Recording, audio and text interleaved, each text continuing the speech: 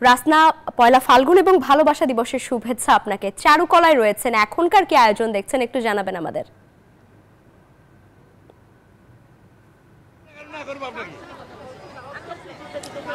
লাইবা, শুভ বসন্ত। যেমনটি বলছিলেন যে সকাল থেকেই কিন্তু ঋতুরাজ বসন্তকে বরণ করে নেয়ার সব ধরনের আয়োজন এখানে চলছে। নাচে গানে কবিতায় সকাল থেকেই ঋতুরাজ বসন্তকে এখানে বরণ করে নেওয়া হচ্ছে এবং আজকে একই সঙ্গে দুয়ারে হাজির হয়েছে ভালোবাসা দিবস। তো এই একই সঙ্গে বসন্তের রঙে রাঙিয়ে কিন্তু ভালোবাসাকে প্রিয়জনের হাত ধরে এই ভালোবাসা দিবস উদযাপন করতে সবাই কিন্তু এখানে বেরিয়ে পড়েছেন। এবং যেহেতু রাজধানীবাসীর আসলে তেমন একটা ঘুরতে যাওয়ার কিন্তু জায়গা থাকে না, সুতরাং এই যে উৎসবগুলো হয়ে থাকে এই উৎসবগুলোই কিন্তু আমাদের প্রাণের উৎসব এবং এই ফাল্গুনও কিন্তু বাঙালির প্রাণের উৎসব এবং এই উৎসবকে ঘিরে সকাল থেকে আয়োজন চলছে এবং বসন্ত উদযাপন পরিষদের। এবং এখানে যারা এসেছেন তারা বলছেন যে প্রকৃতি নতুন রঙে রাঙিয়ে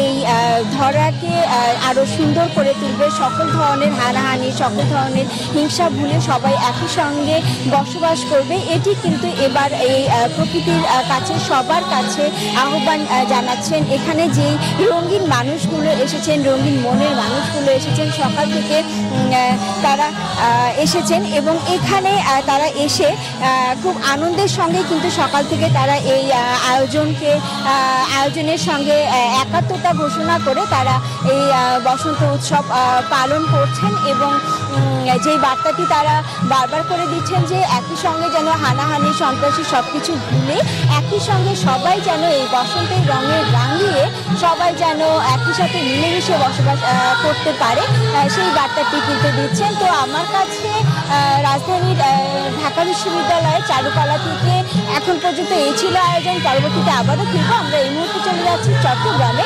সেখানে রয়েছেন আমাদের সহকর্মী নয়ন বড়ুয়া জয়। তার কাছ থেকে জেনে নিব সেখানকার বসন্ত বরণের আয়োজন। নয়ন।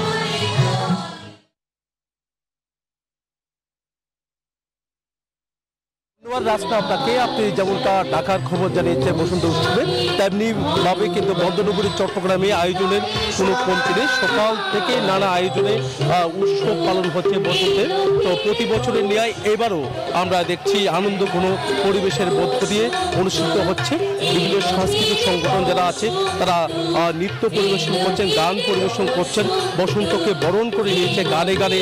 বন্দরনগরী চট্টগ্রামেও তার উল্লাস কিন্তু আমরা কম দেখছি না। দেখতে পাচ্ছেন বিভিন্ন বয়সের মানুষ তারা ছুটে এসেছেন এই বসন্ত উৎসবে একসাথে আনন্দ উল্লাসে মেতে উঠতে।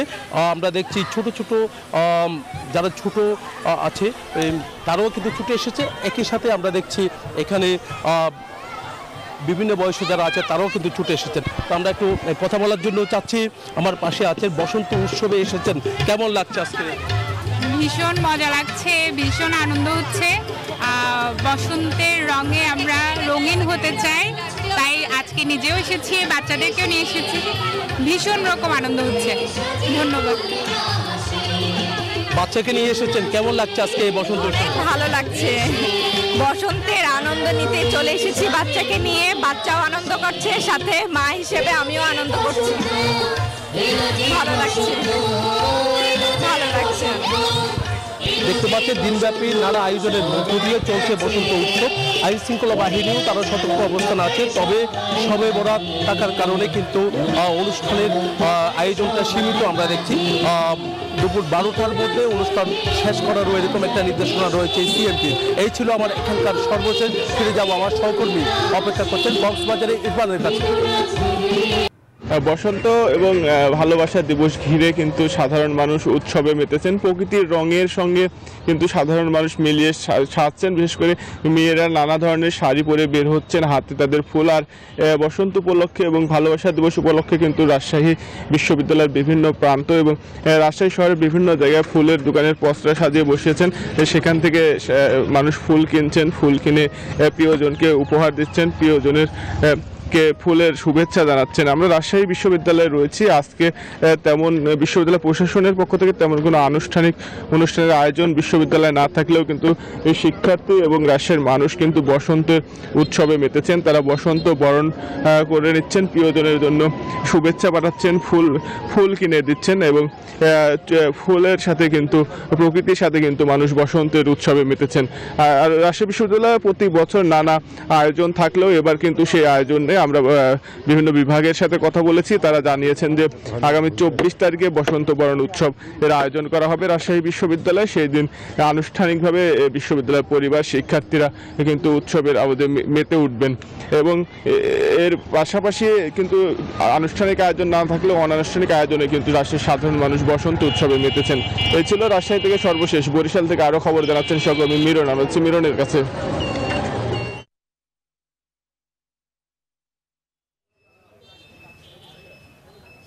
মতিউর, আপনাকে বসন্তের শুভেচ্ছা।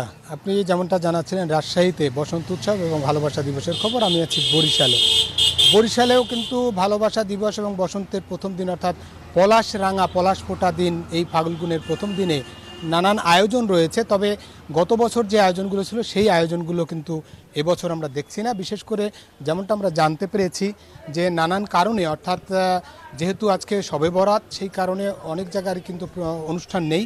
যেমন বরিশাল সরকারি মহিলা কলেজে সবচেয়ে বড় একটি বসন্ত উৎসব হতো, সেটি 17 তারিখ অর্থাৎ বসন্ত উৎসব 17 তারিখ নিয়ে যাওয়া হয়েছে।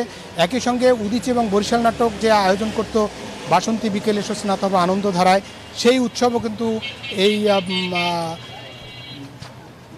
কারণে, নানান কারণেই তারা কিন্তু পিছিয়ে নিয়েছে, অর্থাৎ বন্ধ করে দিয়েছে। এবং যারা দোকানগুলোতে এসেছে তারাও কিন্তু আগে যেভাবে ভিড় ছিল সেরকম ভিড় এখানে লক্ষ্য করা যাচ্ছে না। দোকানিদের সঙ্গে আমরা কথা বলেছি, তারা যেমনটা বলেছে যে গত বছরের তুলনায় বেচা বিক্রিও কিন্তু কম। এবং যেহেতু এক ধরনের সামাজিক যোগাযোগ মাধ্যমেও নেতিবাচক ঘোষণা থাকার কারণে অনেকেই কিন্তু এটাকে নানানভাবে কথা বলছে। আমরা যদি একজনের সঙ্গে একটু কথা বলি, তার মধ্যে যদি একটু কথা বলি, একটু আজকে বসন্ত উৎসব এবং ভালোবাসা দিবসে কি বলবেন একটু যদি বলেন।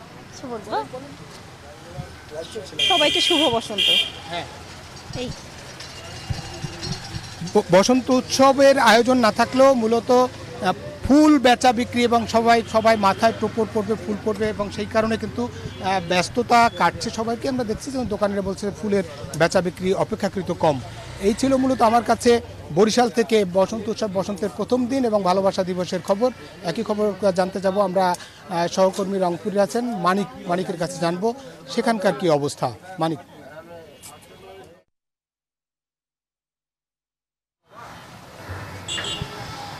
মিরন, আপনাকেও বসন্তের শুভেচ্ছা। আসলে আপনি জানেন যে আজ পহেলা ফাল্গুন, ঋতুরাজ বসন্তের প্রথম দিন। একই সঙ্গে 14ই ফেব্রুয়ারি বিশ্ব ভালোবাসা দিবস। বসন্ত ও ভালোবাসা মিলেমিশে আজ দেশ মাতবে ফাল্গুনী উদ্দীপনায়। কিন্তু উত্তরের যে বিভাগীয় নগরী রংপুরে সেই উদ্দীপনা আমাদের চোখে পড়ছে না। আমরা রোকেয়া বিশ্ববিদ্যালয়, কারমাইকেল কলেজ এবং ঐতিহাসিক টাউন হলেও কিন্তু প্রতি বছর যে অনুষ্ঠানের আয়োজন করা হয়, এবার কিন্তু তেমন কোনো আয়োজন আমরা সকাল থেকে দেখতে পাচ্ছি না। আমরা রয়েছি নগরীর একটি ফুলের দোকানে। আমরা এখান থেকে ফুল কিনি হচ্ছে, নানা রঙে সেজে নারীরা আসছেন সেখানে ফুল কিনতে। আমরা একজনের সাথে একটু কথা বলতে চাই, একটু আপনার সাথে কথা বলতে চাই। আপনি আজকে ভালোবাসা দিবস ফুল কিনতে আসছেন, কেমন লাগছে একটু আমাদেরকে বলুন। ফুল কিনতে আসছে অনেক আনন্দের সহিত, কারণ আজকে ভালোবাসা দিবস আর বসন্ত।